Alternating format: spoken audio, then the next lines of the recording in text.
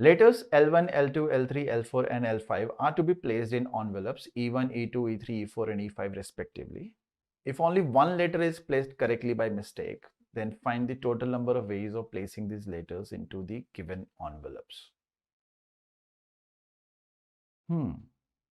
So first thing is, which letter is placed correctly? So we will have 5 possibilities, right? 5 options.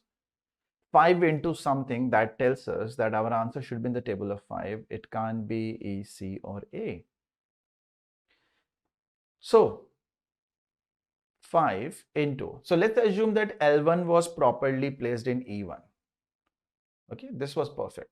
Now these 4 letters are going to be placed in the given 4 remaining envelopes such that no letter goes in its own envelope. So this is a derangement required, right? Such that D of 1 is equal to 0, derangement of 2 things is equal to 1, derangement of 3 things is equal to 2, derangement of 4 things, if you remember, is 9. So since there are 4 things, so we are supposed to multiply it by 9. So 5 into 9 will give us 45. Well, derangement of n is given as n times derangement of n minus 1 plus minus 1 to the power n. This is the formula in case you did not know how to calculate derangement of n objects.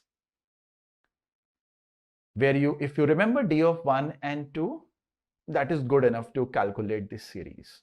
All you have to put is n as 2, 3, 4, 5 and you will generate this series, this pattern.